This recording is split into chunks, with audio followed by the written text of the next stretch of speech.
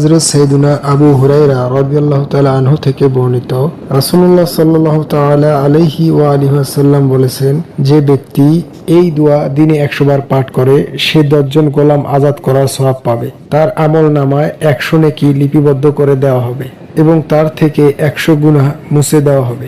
আর তা ওই দিন সন্ধ্যা পর্যন্ত শয়তানের কুমন্ত্রণা থেকে তার জন্য রক্ষা কবচ হয়ে যাবে। সেদিন সে যা করেছে তার চেয়ে উত্তম পুণ্য সম্পাদনকারী কেউ হবে না, কিন্তু কেউ তার বেশি আমল করলে তার কথা ভিন্ন। আমলটি হলো লা ইলাহা ইল্লাল্লাহু ওয়াহদাহু লা শারীকা লাহু লাহুল মুলকু ওয়া লাহুল হামদু ওয়া হুয়া আলা কুল্লি শাইইন কাদির। আল্লাহ ব্যতীত কোনো ইলাহ নেই, তিনি একক, তার কোনো শরিক নেই, রাজত্ব তারই, যাবতীয় প্রশংসা তারই, তিনি সবকিছুর উপর ক্ষমতাবান।